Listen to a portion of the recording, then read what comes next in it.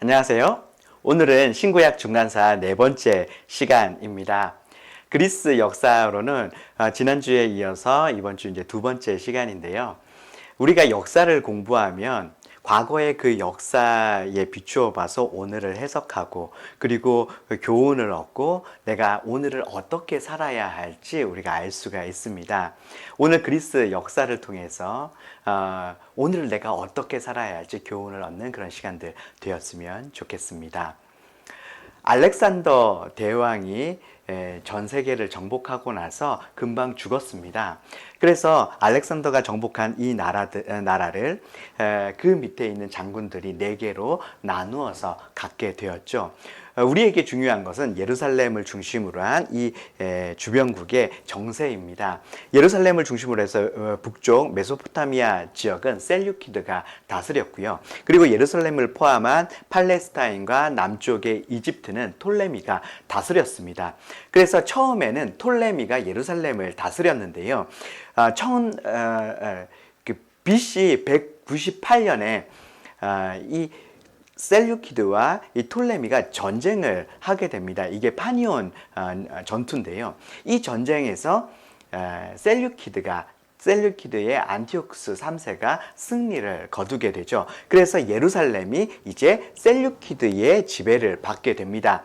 안티오쿠스 3세는 이 예루살렘을 손에 넣어서 기분이 너무 좋았어요. 왜냐하면 예루살렘에는 돈이 굉장히 많거든요. 전 세계에 흩어져 있는 돈 많은 유대인들이 세금을 다 어디로 내냐 하면 예루살렘으로 냅니다. 그래서 예루살렘은 굉장히 돈이 많은 그런 부유한 그런 도시였다고 하는 거예요. 그런데 그런 부유한 곳, 그 부유한 도시 예루살렘을 손에 넣었기 때문에 이 안티오쿠스 3세는 대단히 기뻤습니다. 그래서 이 안티오쿠스 4세가 너무너무 기뻐서 이 예루살렘에 굉장한 특혜를 줍니다. 세금을 면세해주고 그리고 자치권도 부여하고 그래서 굉장히 많은 특혜를 주게 되죠. 그래서 예루살렘은 기뻤어요. 그런데 이게 오래 가지 못했습니다. 한 7년, 8년 정도밖에 가지 못했죠. 안티오쿠스 3세의 친구가 있었는데요. 굉장히 유명한 사람입니다. 싸움을 굉장히 잘하는 장군이었죠. 바로 한니발 장군입니다. 한니발 장군이 로마와 전쟁을 한 다음에 이 안티오쿠스 3세에게 찾아옵니다. 자, 이 한니발 장군은 카르타고의 장군인데 카르타고와 로마가 전쟁한 이 전쟁이 뭐냐면 포에니 전쟁입니다. 1차 포에니 전쟁. 원래 카르타고는 지중해의 패권을 갖고 있었던 굉장히 강한 나라였습니다.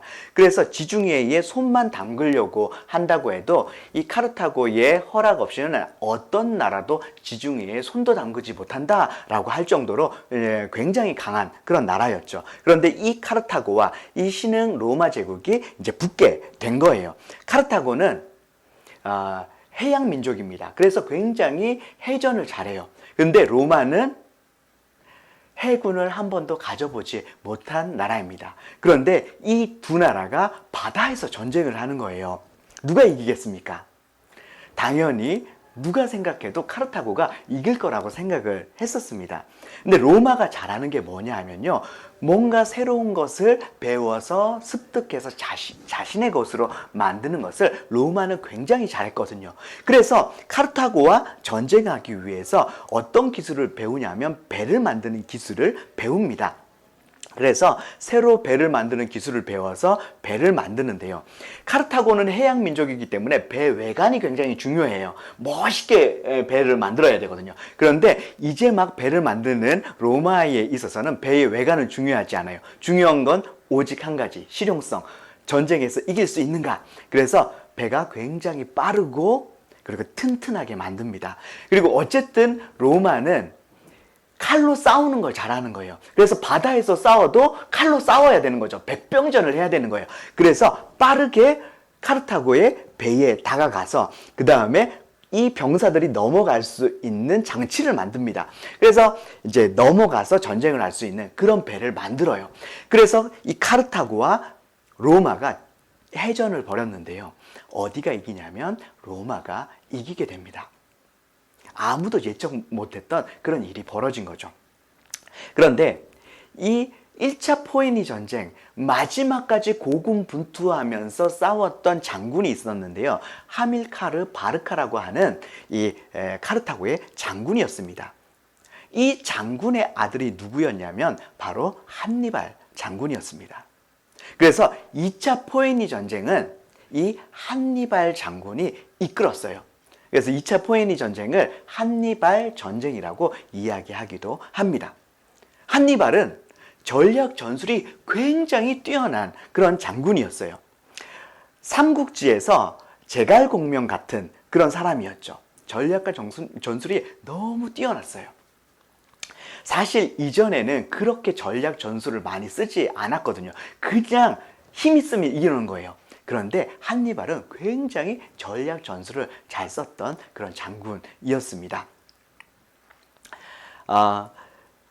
그 전에 이 카르타고는 원래 해양민족이고 해전을 잘했기 때문에 한니발이 이 바다를 통해서 공격해 올 거라고 로마는 생각을 했어요. 그런데 한니발은 그런 모든 사람들의 생각을, 예측을 깨고 어디로 가냐면 육로로 공격해 갑니다. 그래서 프랑스 롱강을 건너고 그 다음에 이 알프스 산맥을 넘어가지고 이 로마, 전혀 생각지도 못한 그런 길을 통해 가지고 로마로 와가지고 로마를 공격하는 거예요. 그러니까 로마 사람들이 얼마나 당황했겠습니까?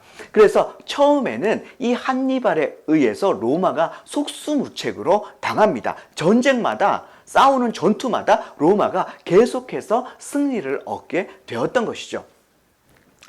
자, 그런 이 한니발이 전략을 너무너무 잘 쓰는 거예요. 한니발이 썼던 전략이, 이 전술들이 과거에 알렉산더 대왕이 썼던 전략과 전술들입니다. 처음에 보병이 앞에서 공격하다가 옆으로 가면서 보병이 옆에를 포위해요. 그리고 그 뒤에는 기병이 있다가 빠른 기병들이 뒤로 돌아가서 포위해서 적을 섬멸하는 그런 전략과 전술이었어요.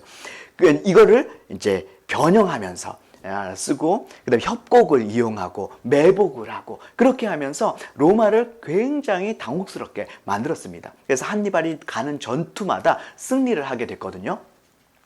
그런데 로마와 협력국이 굉장히 많이 있었어요. 그 협력국들이 계속 끊이지 않고 로마에게 군대를 보내줬습니다.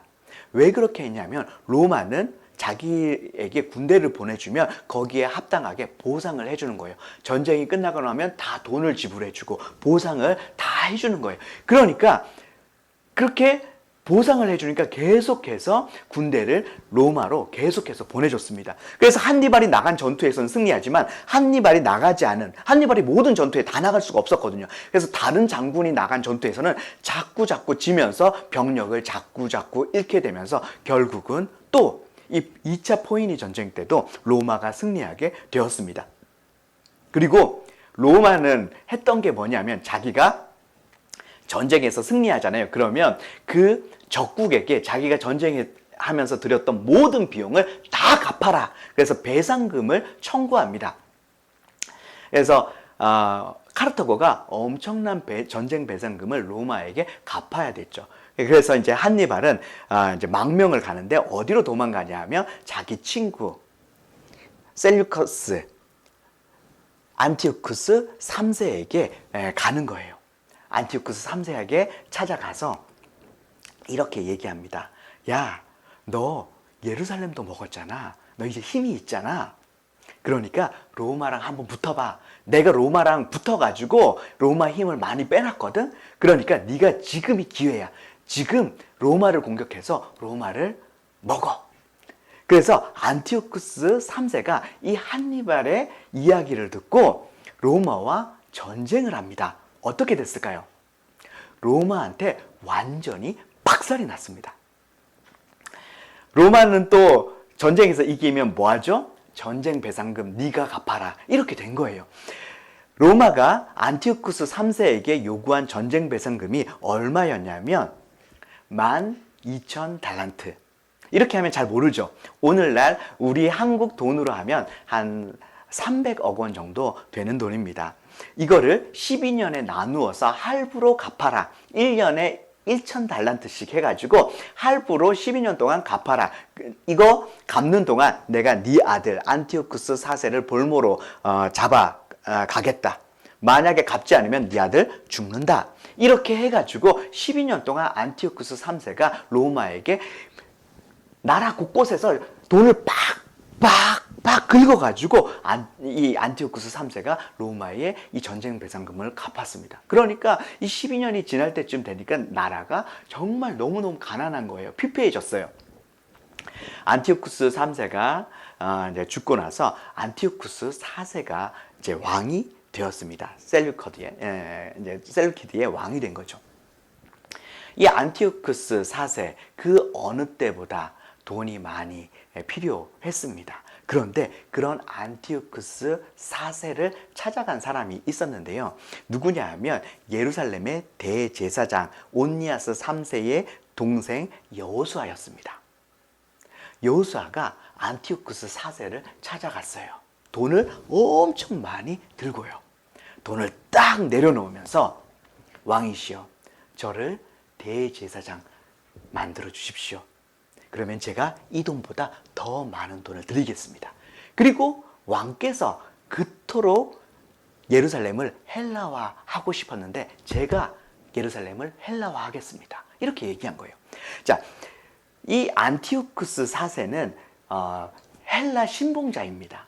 그래서 자기 이 제국 안에 있는 모든 이 곳이 다 헬라화 되기를 원했어요. 근데 끝까지 헬라화가 안 되는 곳이 있었죠. 어디였냐면 유대 지역입니다. 거기는 하나님의 말씀대로 율법대로 살죠. 자기 나름대로의 독특한 문화가 있어요. 그래서 아무리 헬라화를 하려고 해도 헬라화가 되지 않았던 거죠. 그런데 나 대제사장 삼아주면 내가 헬라화 하겠습니다. 이렇게 얘기하는 거예요. 자, 안티오쿠스 4세에 있어서는 뭐 온니아스 3세가 대제사장을 하든 동생 여호수아가 대제사장을 하든 아무 중요한 게 아니에요. 자, 돈 준다고 하죠. 헬라화 시킨다고 하죠. 그러니까 그래 내가 여호수아 너를 예루살렘의 대제사장 시켜주겠다. 온니아스 3세를 파직시키고 이 여호수아를 대제사장 삼아 줬습니다. 자, 여호수아가 대제사장이 된 다음에 자기의 이름부터 히브리식 이름 여호수아를 이제 헬라식 이름으로 바꿉니다. 야손이라고. 이제 헬라식 발음으로 하면 제이슨이죠. 자, 제이슨으로 이름을 바꿉니다. 그리고 나서 뭘 했냐 하면 예루살렘에는 이 성전 밑에 이 골짜기들이 많거든요. 그래서 예루살렘 성전이 보이는 이 골짜기에다가 큰 운동 경기장을 짓습니다. 이제 그리스는요, 이게 뭐 올림픽이나 그다음에 이투미아 체전 같은 게 2년에 한 번, 4년에 한 번 이렇게 열리는 체전들이 있었습니다. 그 체전을 그 주경기장이 어디에 있냐면 아테네에 하나 있었고요. 고린도에 하나 있었어요. 그런데 그 주경기장을 또 어디에다 만든 거냐면 예루살렘에다가 만든 거예요. 그래서 주경기장이 3개가 된 거죠. 자, 주경기장을 만들고 그리고 거기에서 운동 경기를 하는 거예요. 언제요? 안식일날 하는 겁니다. 어떻게 안식일날 이런 걸 할 수 있어? 이건 안 되는 거야. 이걸 근데 누가 시켰죠? 대제사장이 시킨 거예요. 이거 대제사장이 시킨 거야. 우리처럼 배운 것 없는 사람은 대제사장이 시킨 대로 해야지. 대제사장에 뭔가 생각이 있을 거야. 그런데요, 이 운동 경기를 어떻게 했냐 하면 옷 하나 입지 않고 완전 나체로 했습니다. 자, 이렇게 운동 경기를 하는 것에 대해서 외국물 좀 먹은 사람들, 이런 사람들은 굉장히 좋아하기도 했어요. 젊은 층 이런 속에서는 이제 헬라의 그런 문화를 앞서가는 문화라고 생각하고 굉장히 흠모하고 좋아하는 그런 사람들이 있었습니다. 하지만 이건 아니지. 이거는 율법에서 하지 말라고 하는 거지. 아무리 대제사장이 하라고 그래도 이건 아니지 라고 하는 그런 사람들이 있었어요. 그래서 이제 이 유대 안에서, 예루살렘 안에서 자꾸 분쟁들이 일어나기 시작했습니다. 그러면서 이 여호수아, 야손에게 반기를 드는 그런 사람들이 점점 뭉치기 시작했어요. 목숨을 걸고라도 이 율법을 지켜야 한다라고 주장하는 사람들이 점점 뭉치기 시작했죠.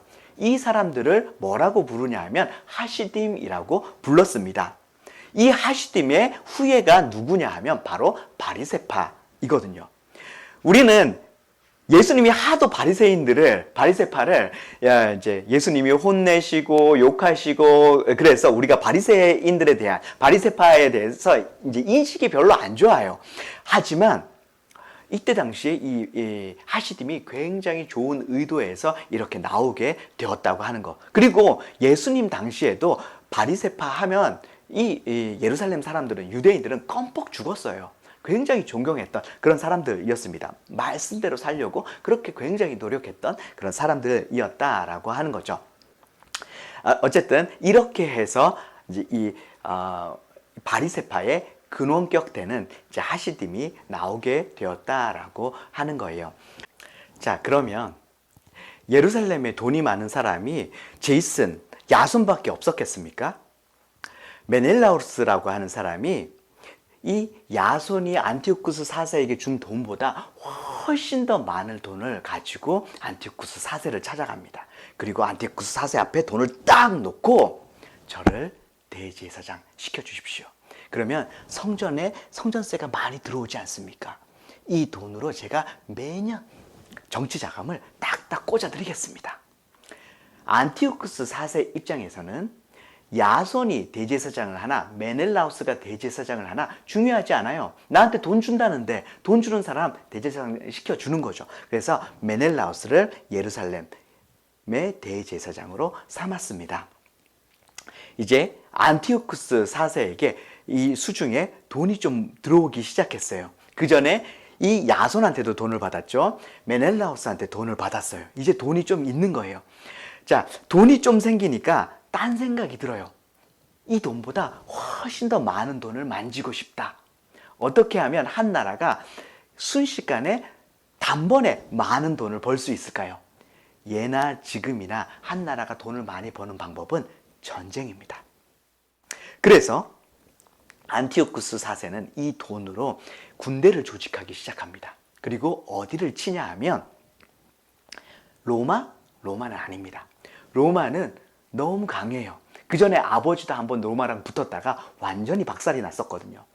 그래서 어디를 공격하냐 하면 이제 밑에 톨레미가 지배하고 있는 이 이집트에 굉장히 부유한 곳이 있어요. 과거에 이 지중해에 물류가 집약됐던 곳이 두로였잖아요. 그런데 두로가 박살나고 나서 두로를 대체하는 이제 모든 지중해 물류가 집약되는 항구가 있었는데 바로 알렉산드리아였습니다. 지중해 모든 부가 집약되는 곳, 여기를 먹어야 되겠다라고 해서 이 안티오쿠스 4세가 이 이집트의 알렉산드리아로 공격합니다. 그래서 굉장히 빠르게 기습 공격을 해서 순식간에 포위하고 이제 마침표만 딱 찍으면 되는 그 순간이었죠. 그런데 로마가 배를 보내요. 기띔의 배. 다니엘서 11장 30절에 나오거든요. 기띔의 배라고. 자, 이 다니엘서 11장 30절의 성취인 거죠. 어쨌든 로마가 배를 보냅니다. 그래서 안티오쿠스 4세에게 얘기하는 거예요. 안티오쿠스 4세, 됐어. 이제 돌아가. 이제 그만해. 안티오쿠스 4세가 굉장히 고민스러웠어요. 나 이제 마침표만 딱 찍으면 되는데, 이제 쳐들어가서 이제 이 알렉산드리아를 먹으면 되는데, 그런데 또 로마가 두렵기는 엄청 두려워요. 내가 만약에 로마의 명령을 거역하면 로마는 이거를 빌미 삼아서 쳐들어올 텐데, 내가 그러면 로마를 당할 수 있나? 당할 수 없어요. 안티오쿠스 4세가요, 분노를 머금고 어금니를 박박 갈면서 군대를 돌립니다. 그래서 너무너무 이렇게 분노에 차서 이제 자기 나라로 돌아가는 거예요. 근데 돌아가는 길목에 뭐가 있었냐면 예루살렘이 있었습니다. 근데 안티오쿠스 4세가 이 이집트를 점령하러 내려갔을 때 이 예루살렘에서는 어떤 일이 있었냐 하면 이 메넬라우스에 의해서 파직된 야손 있잖아요. 그 야손이 안티오쿠스 4세가 지금 이집트 정복한다고 정신 없는 틈을 타가지고 메넬라우스를 친 겁니다. 그래서 메넬라우스를 죽이고 이제 야손이 예루살렘의 대제사장이 되어 있는 거예요. 근데 이 상황을 안티오쿠스 4세가 올라가다가 들었어요. 뭐? 이거는 나에 대한 반역이야. 그래서 안티오쿠스 4세가 바로 예루살렘으로 들어갑니다. 군대를 이끌고. 그래서 야손과 그를 따르는 모든 무리들을 다 죽이고, 이 사람들만 죽인 게 아니에요. 유대인들을 마구잡이로 학살하고, 그리고 성전으로 들어가서 성전의 기물들을 다 끄집어내고, 그리고 성전에다가 제우스 신상을 세웁니다. 이 안티오쿠스 4세의 그 이름, 안티오쿠스 4세가 자기가 왕이 된 다음에 자기의 이름을 바꾸는데 뭐라고 바꾸냐면 에피파네스라고 바꿉니다. 이게 뜻이 뭐냐 하면 제우스 신 있잖아요. 그 제우스 신이 이 땅에 나타난 모습, 현현된 그런 모습이라는 그런 뜻입니다. 그러니까 예루살렘 성전에다가 지은 제우스 신상은 어떻게 보면 안티오쿠스 4세 자신의 신상을 만든 거죠. 그리고 이제부터는 제우스 신한테 제사해, 나한테 제사해, 이렇게 얘기하고, 그 다음에 돼지를 잡아갖고 돼지 피를 예루살렘 성전에다 막 뿌립니다. 유대인들은 돼지를 굉장히 부정한 동물로 여겼거든요. 그래서 예루살렘 안에 돼지가 들어오면 안 됩니다. 그런데 그 부정한 돼지를 죽여갖고 피를 뿌리는 거예요. 그리고 앞으로 이 성전에서 제사를 드릴 때는 돼지로만, 돼지 잡아서 제사해, 이렇게 얘기한 거죠. 그리고 절기 지키지 마, 안식일 지키지 마, 할례 행하지 마. 할례 행하면 할례 행한 엄마나 그다음 아이나 그 할례를 집행한 사람이나 다 죽어. 그런데 유대인에게 있어서는 이 할례가요, 하나님 백성의 표거든요. 할례를 안 할 수가 없는 거예요. 그래서 할례를 행하면 아이를 죽입니다. 그래서 그 아이를 엄마의 목에다가 걸어놔요. 그리고 그 엄마도 죽이고 할례를 집행한 사람도 죽이고, 굉장히 예루살렘 안에 슬픈 그런 시간들이 계속되고 있었습니다. 에피파네스, 이게 이제 헬라어로 에피파네스인데요. 이 히브리어로 에피파네스와 굉장히 비슷한 발음이 나는 단어가 있어요. 에피마네스. 이게 미친놈이라는 뜻입니다. 그래서 유대인들은 이 후에 이 에피파네스를 뭐라고 이제 부르냐 하면, 에피파네스를 부를 때 뒤에 발음을 좀 흘려요. 에피마네스, 에피마네스, 이런 식으로 발음을 흘려서 미친놈이라고 이렇게 불렀던 거죠. 자, 안티오쿠스 4세가 이제 곳곳에, 유대의 곳곳 지역마다 가서 이제 안티오쿠스 4세가 전령을 보내가지고 이 우상을, 이방 신을 숭배하도록 그렇게 지시를 하는 거예요. 그래서 이 안티오쿠스 4세의 전령이 모데인이라고 하는 지방에 이제 갔습니다. 그래서 이방 신상을 이렇게 세워놓고, 자, 여기에다가 제사해, 절해라고 이제 했습니다. 거기에 이제 모데인 지역의 사람들이 쭉 서 있고 있었는데, 거기에 원로이자 제사장격 되는 사람이 있었거든요. 이 사람이 마따디아였습니다. 전령이 마따디아 보고, 네가 모든 사람의 본을 보여서 네가 먼저 저 이방신한테 제사해라고 했는데, 마따디아가 한성격 하시는 분이시거든요.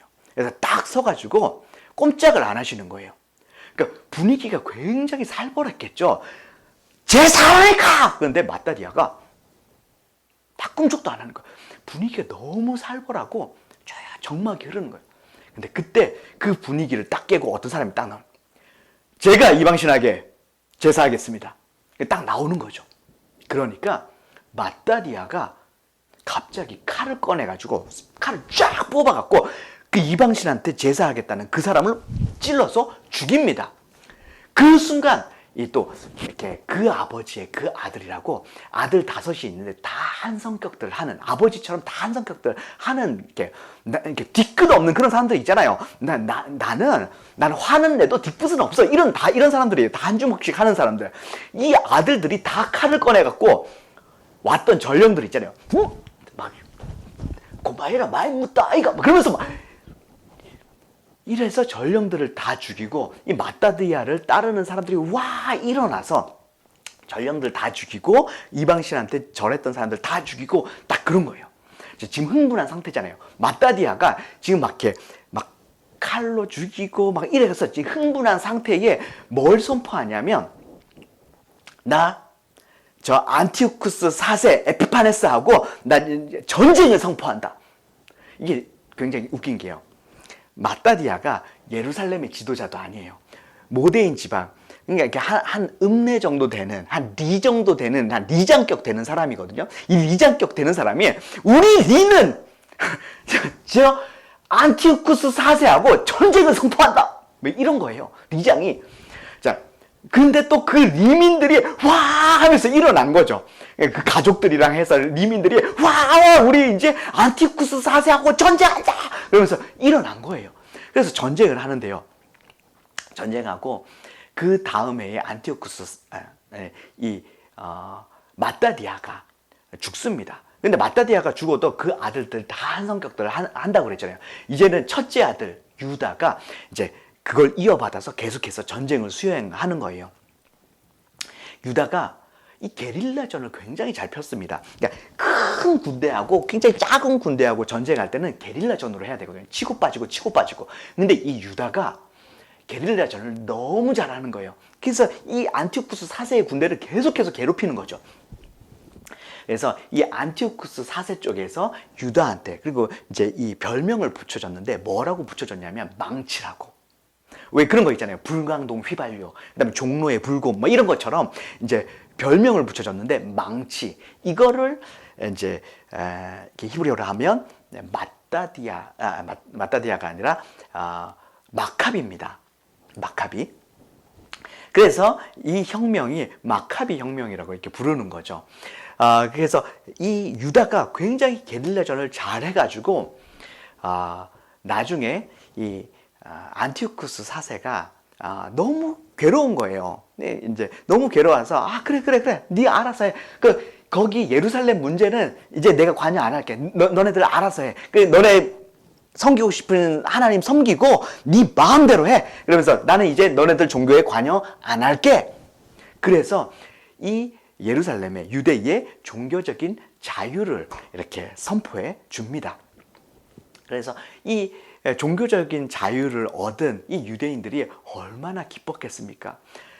성전이 더럽혀져 있고 하나님께 너무너무 예배하고 싶고 하나님 너무 뜨겁게 사랑하고 뜨겁게 예배하고 막 그러고 싶은데 못했다가 이제 종교적인 자유를 주니까 이 사람들 얼마나 기뻤겠습니까? 얼마나 감격했습니까? 그 감격으로 성전을 닦는 거예요.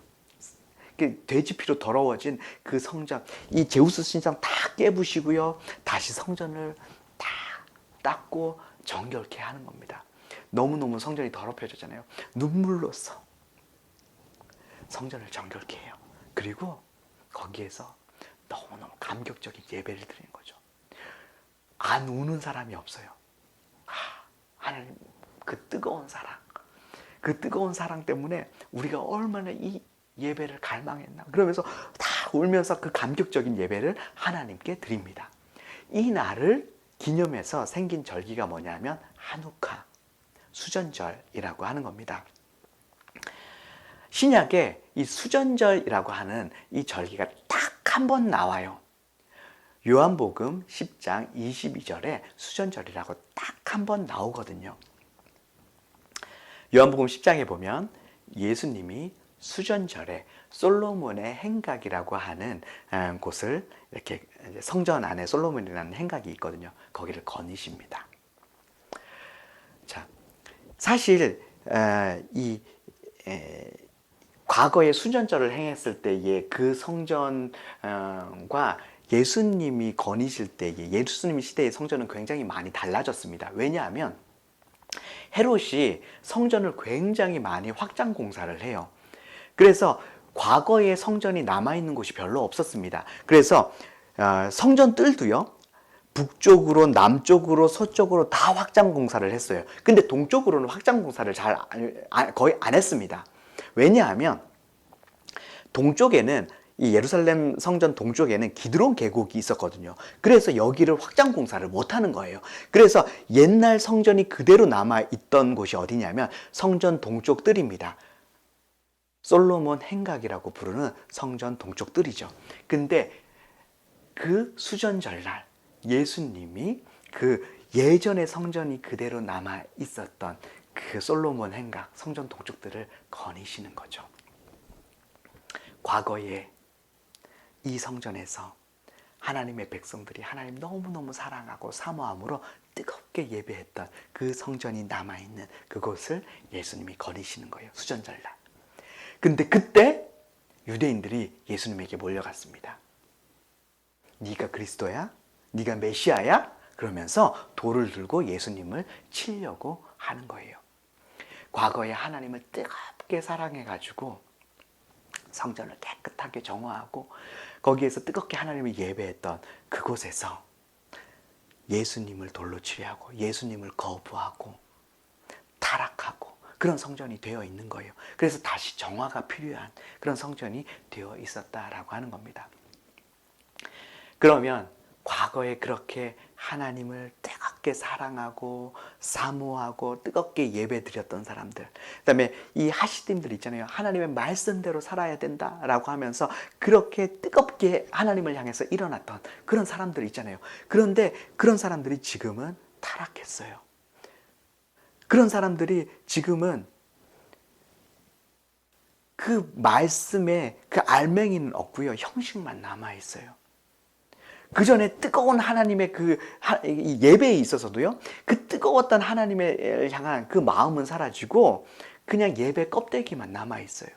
그래서 하나님이 하나님의 아들 예수 그리스도를 보냈는데도요, 거절하고 거부하고 박해하고 죽이려고 하는 거예요.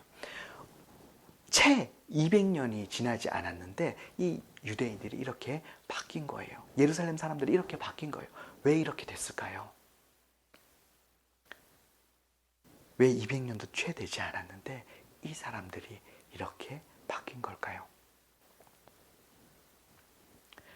우리가 아무리 과거에 뜨겁게 하나님을 만났어도, 과거에 아무리 우리가 뜨겁게 하나님을 사모했어도, 하나님을 뜨겁게 예배했던 그런 경험이 있었어도 매일매일 우리에게 새롭게 찾아오시는 그 하나님을 만나지 않으면요, 그 신앙은 화석화됩니다. 알맹이는 없어지고 형식만 남게 돼요. 그래서요, 계속해서 커피숍에서만 찾아야 되는 라떼를 자꾸 찾는 거예요. 라떼는 이랬다. 라떼는 이랬다. 이제 우리가요, 더 이상 라떼는 커피숍에서만 찾으시고요. 이제 하나님을 찾아야 돼요. 매일매일 새롭게 다가오시는 그 하나님께 새롭게 나아가야 합니다. 그래서 매일매일 나를 새롭게 해야 하는 것이죠. 그렇게 하지 않으면요, 예수님이 예루살렘에서 거절당했던 것처럼 오늘날 우리 교회에서 예수님이 가장 거절당하실 수 있는 거예요. 요한복음에 보면요, 이 유대인들이, 예루살렘 사람들이 굉장히 무시하는 지역이 있어요. 갈릴리. 이런 지역에서는요, 계속해서 예수님을 믿고 예수님의 기적을 경험하고 구원을 경험하고 구원이 선포되고 이런 일들이 있어요. 예수님이 갈릴리에서 나왔죠. 그리고 막 병자가 갈릴리에서 고쳐지죠. 계속해서 갈릴리는 이 예루살렘 사람들이 무시하는 곳인데 여기서는 계속해서 기적이 일어나요. 그런데요, 예루살렘에서는요, 계속해서 박해가 일어나요. 계속해서 예수님을 죽이려고 하고 박해하고 그러는 거예요. 자, 과거에 뜨겁게 예배했던 이 예루살렘, 하나님과 교제가 끊어지니까, 매일매일 하나님을 만나지 않으니까 형식만 남게 되니까 이제 그 형식으로, 그 껍데기로 다른 사람을 정죄하고 판단하고 죽이려고 했다라고 하는 겁니다. 그래서요, 우리가 진짜 알맹이가 없어지고 형식만 남게 되면요, 예수님이 세상에서보다 더 교회에서 거절당하시게 되는 것입니다. 우리 날마다 새롭게 다가오시는 그 하나님 앞에 나아갔으면 좋겠습니다. 함께 기도하겠습니다. 사랑의 하나님, 과거에 뜨겁게 하나님을 사랑했지만 200년이 채 지나지 않아서 그 신앙은 화석화되고 알맹이는 사라지고 형식만 남게 되었습니다. 하나님, 혹시 우리에게도 이런 유대인들의 모습이 있지는 않습니까? 과거에 그 경험에만 머물러 있지 않습니까? 하나님, 날마다 새롭게 저희들을 찾아오시는 하나님 앞에 우리가 날마다 나아가게 하여 주시옵소서. 날마다 새로우신 주님을 만남을 통해서 우리의 심령을 날마다 새롭게 하여 주시옵소서. 우리의 삶을 통해서 그래서 주님이 드러나시고 영광 받으시고 존귀케 되기를 간절히 소원합니다. 주 예수 그리스도의 이름으로 기도드립니다. 아멘.